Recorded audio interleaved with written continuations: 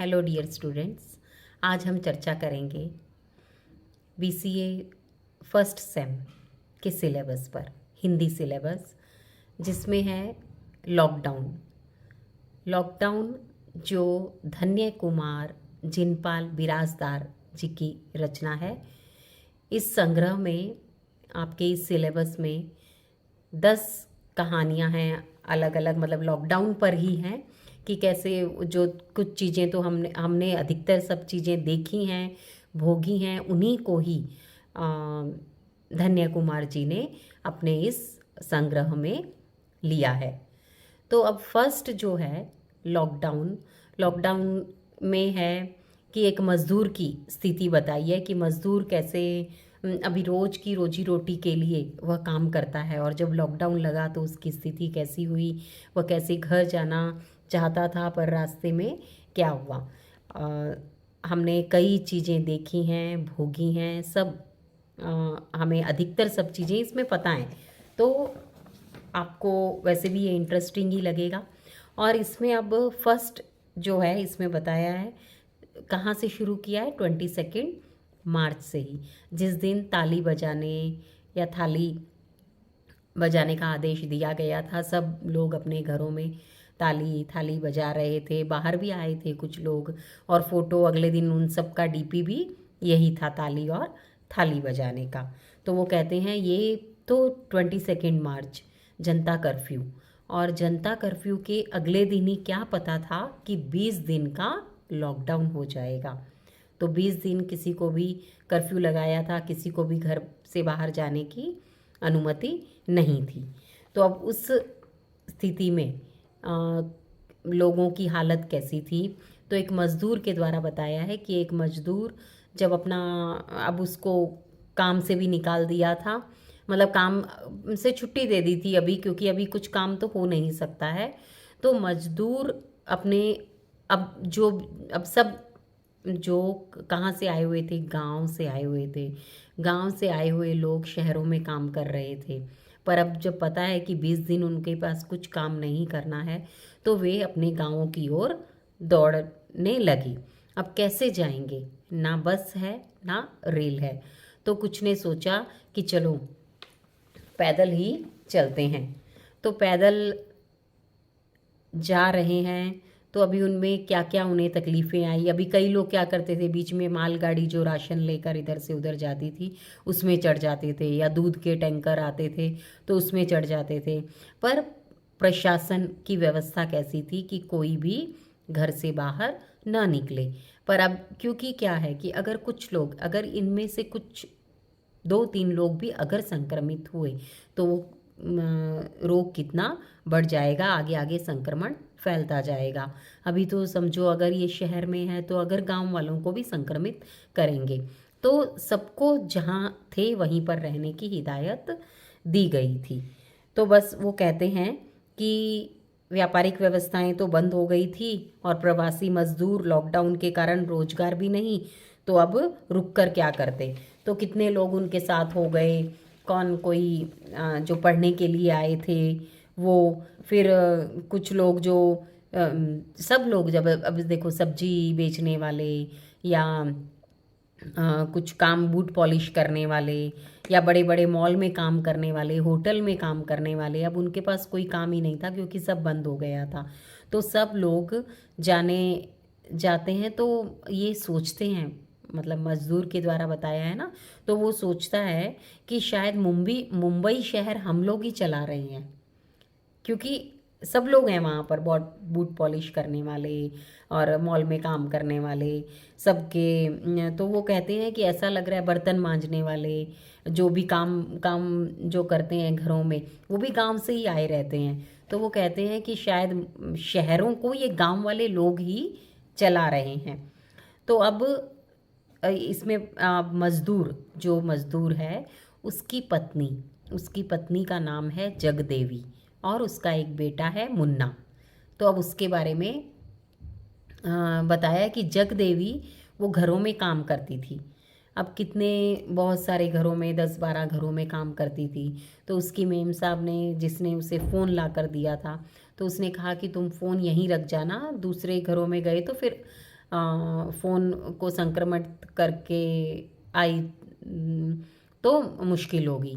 तो और बाद में वो ये बताया है कि संक्रमण किस किस से फैलता था।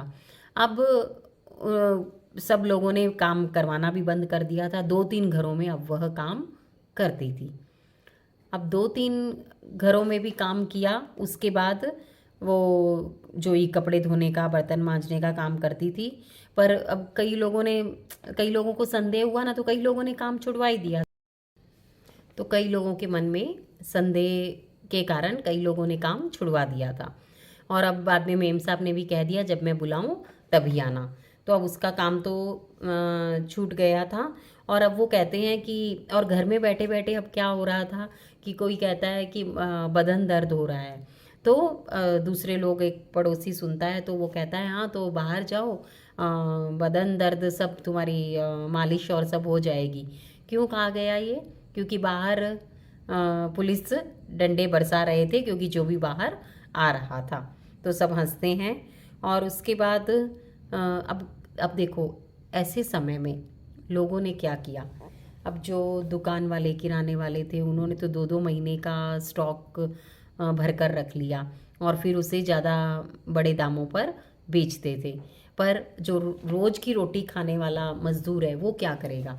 वो तो ऐसा कुछ भी नहीं कर सकता था और उसको तो पगार भी नहीं मिला था। अब इस मज़दूर के बारे में बताया है कि यह एक ठेकेदार मुकेश के पास काम करता था। अब ठेकेदार मुकेश ने क्या कह दिया, अब उनके उस दिन उसके सैलरी का दिन था, बुधवार था, बुधवार को सैलरी होती थी, वेनसडे को। तो अब उसने मना कर दिया कि अभी तो मेरे पास कुछ भी नहीं है। तब उसे मज़दूर को याद आता है 4 दिन पहले ही मैंने इनके घर में सब सामान मोटरसाइकिल पर जाकर, मतलब सब सामान पहुंचाया है और उसमें काजू बादाम के साथ साथ लेडीज़ के पाउडर और सब कुछ ऐसी चीज़ें भी थी। और अब इसके पास हमें देने के लिए सैलरी नहीं है।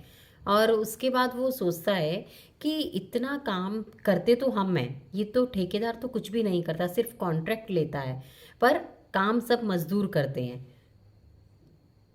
काम मजदूर करते हैं और यह हमें सिर्फ 500 रुपये देता है दिन का। और खुद उनसे कितना लेता है? पर स्क्वायर फीट के हिसाब से पैसा लेता है। तो वो कहते हैं कि फिर वो सोचते हैं इसीलिए ना हमें भी पढ़ना लिखना था, अगर पढ़ते लिखते तो आज कुछ अच्छा कमा सकते थे, अच्छे बन सकते थे और चैन की ज़िंदगी जी सकते थे। पर पिता की मानी नहीं और मुंबई में मजदूरी करनी पड़ रही है। फिर वो सोचते हैं, मैं सोच रहा था कि मुन्ने को तो अच्छे से पढ़ाऊँगा ताकि फिर वो इंजीनियर बन जाए और मैं और जगदेवी, मतलब उनकी पत्नी, हम दोनों उसके साथ काम करेंगे। और पर क्या, ट्रेन की पटरी चलते ही गांव की ओर जाना पड़ा। कारण था पत्नी और मुझे, हम दोनों को ही काम से छुट्टी मिल गई थी। अब ट्रेन बंद होने का आप क्या बताया है, देखो कि मालगाड़ी से जो लोग जा रहे थे कई और अगले स्टेशन पर पकड़े गए, कैसा चमत्कार है। आश्चर्य की बात तो ये है कि जब विदेश से लोग आ रहे थे तो विदेश से आने वाले लोगों को तो सही सलामत उनकी वापसी के लिए उनके लिए सुरक्षा के इंतज़ाम किए गए, फिर उनके लिए खाने पीने की व्यवस्था भी की गई। यानी उन्हें विदेश से बुलाया गया, यहाँ पर उनकी सुरक्षा की गई। और हम जो अपने देश में ही रह रहे हैं उनके लिए, उनको अपने घर तक अपने खर्चे से जाने का भी अधिकार नहीं है। तो वो कहते हैं कि देशभक्ति किस में है? वो लोग तो यहाँ पढ़े भारत में और गए कहाँ? बाहर विदेश में अपने पैसे कमाने के लिए गए। तो मातृ पितृ ऋण तो कौन चुका रहा है? मतलब धरती माँ का ऋण, माता पिता का ऋण तो हम चुका रहे हैं, पर हमारे साथ ऐसा हो रहा है। तो वो ऐसे ही सोच रहे हैं। तभी एक कोई जो पढ़ा लिखा है उनमें, और वो कहता है कि नहीं, सरकार की जिम्मेदारी है, इसीलिए उन्हें विदेश से भारत वापस लाना पड़ता है, यह सरकार की जिम्मेदारी है और मानवीय अधिकार है उनका। तो वो कहते हैं कि अच्छा, मानवीय अधिकार, हम तो मानव ही नहीं हैं।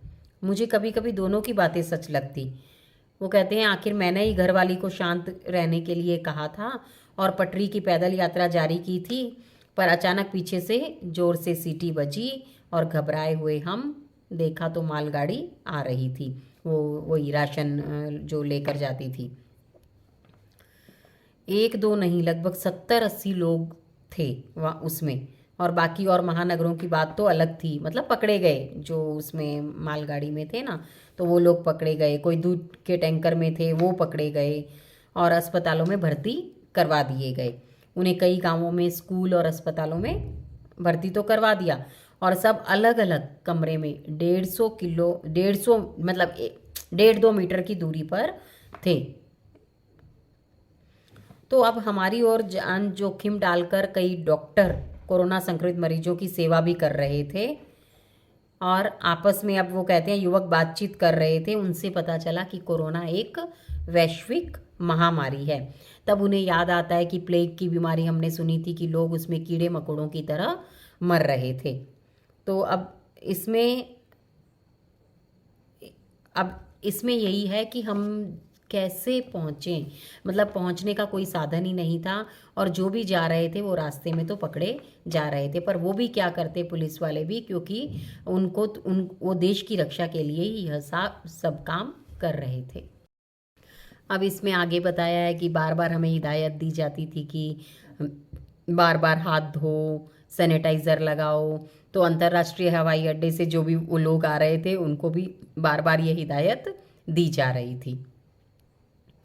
तो वहाँ उनकी पत्नी कहती है, मज़दूर की जगदेवी कहती हैं कि यहाँ एक बार हमारे हाथ धोने के लिए साबुन नहीं है तो बार बार कहाँ हम धोएंगे, मतलब पैसा ही कहाँ है उनके पास। तो वो ऐसे कहती है। तभी हवाई अड्डा, मतलब ये शब्द आता है ना, तो ये मज़दूर को, मतलब हवाई अड्डा कहते ही उन्हें हंसी आती है और उन्हें याद आता है अपना एक मित्र रामू। अब रामू के बारे में थोड़ा सा बताया है कि जो रामू था वो ये मज़दूर का मित्र था, पर उसने पहले वो यहाँ मुंबई आया काम करने के लिए। तब उनके जो परिवार के लोग थे वो वहीं रहते थे। बाद में जब वो थोड़ा सेटल हो गया तो उसने अपने बच्चों को भी यहाँ पर बुला लिया। बच्चे बड़े हुए, यानी 15-16 साल के हुए, और गांव में थोड़ी ज़मीन भी थी। मुंबई में सभी लोग मजदूरी करते थे और इस तरह काम करते हुए बाद में जो बच्चे थे वो सेटरिंग का काम करने लगे। साल में 7 महीने मुंबई में रहता और उसके बाद 3-4 महीने गांव में खेती करता। इस तरह उसका सब अच्छा ही चल रहा था। पर वो गया था गर्मी में, इतनी लू में काम कर रहा था और एक दिन लू लगकर उसका देहावसान हो गया और बच्चों को संभालने का उसने अपनी पत्नी को वचन दिया। तब वो कहते हैं कि रामू याद आया कि पीछे से आई मालगाड़ी तो चली गई। रामू की याद आते ही मैं डर गया कि मरने से कुछ दिन पहले रामू ने कहा था पता नहीं भविष्य में क्या क्या होगा, अचानक भूकंप आएंगे, अकाल पड़ेगा या बाढ़ आएगी, ये सब। और ये सब कर कौन रहा है कि तापमान हमारे यहाँ का पृथ्वी का बढ़ता जा रहा है। किसके कारण? जो लोग एसी और गाड़ियाँ, व्हीकल आदि से ही ये तापमान बढ़ाए जा रहे हैं। तो एक ना एक दिन तो कुछ ये सब आने ही वाला है। तब आज उसे वो रामू याद आ गया जब ये ऐसी बीमारी आई और जीने की जैसे विचार मन में, मेरा भी मन हुआ कि उसकी तरह ही अगर कुछ हो जाए मुझे। पर तभी मुन्ना का विचार आया। अब वो कहते हैं कि उसके साथ सिर्फ रोटियां थी, साथ में बासी रोटियां थी 5-6, एक अचार था जो उसके साथ जगदीश था उसके पास, और 3 वर्ष का प्यारा मुन्ना था। अब वो मज़दूर कहता है कि जब मैं पकड़ा गया तो मैं बार बार मुन्ना मुन्ना चिल्ला रहा था, क्योंकि मुन्ना को कहाँ अलग ले गए और वो मुझे नहीं दिखाई दिया, पत्नी नहीं दिखाई दी। तो मैं चिल्ला रहा था सबको, क्योंकि अलग अलग कमरों में रखा गया था। माँ के साथ बच्चों को रखा गया था पर जेंट्स को तो अलग ही रखा गया था। और रेलवे से बार बार घोषणा की जा रही थी। पर तभी वहाँ जब पकड़े जा रहे थे ना, तो कईयों ने गुस्से में आकर क्या किया, पुलिस पर पथराव किया। देखते ही देखते पथराव शुरू हुआ और पुलिस ने क्या किया, डंडा सबको थमा दिया। एक्चुअली तो पुलिस हमारी रक्षा के लिए ही ये ऐसा कर रही थी। तो दोनों में हाथापाई इतना हुआ, बस उन्हें ये पता है कि जो मुन्ना मेरे साथ था और जगदीश के सिर पर थैली थी जिसमें अचार और पोटली में रोटियां थी। थोड़ी देर पहले ही मुन्ने को आधी रोटी खिलाई थी। तो अब आगे वो कहते हैं कि अब बकरियों भेड़ों आदि की तरह सबको वो गाड़ियों में डाल डाल के ले जा रहे थे। अब ये दृश्य है कि किसी के जिनके पास कार्ड था, पहचान पत्र था, बेवजह घूम रहे थे और उनके पास कुछ था नहीं, तो सब लोग पकड़े ही जा रहे थे। तो अब इसमें फिर वो कहते हैं कि अब हमें हमारे लिए टेंटों की व्यवस्था जो की गई थी, वहाँ भोजन और इसकी भी व्यवस्था की गई थी, और जो संक्रमित थे उनको अलग रखा गया था, मतलब वहाँ टेस्ट किए जा रहे थे तो अलग अलग रखा जा रहा था। तो दूर रखने के लिए कहा था, और एक एक दिन कटे नहीं कटता था, 14 दिन हमें काटने पड़े अब वहाँ पर। तो रात भर 2-2 मीटर की दूरी पर सभी प्रवासी मजदूर रहते थे। और अब जिनके पास मोबाइल थे वो 2 दिन तो मोबाइल देखते रहे, खबरें सुनते रहे, और उसके बाद उनकी बैटरी चली गई, चार्ज नहीं था मोबाइल।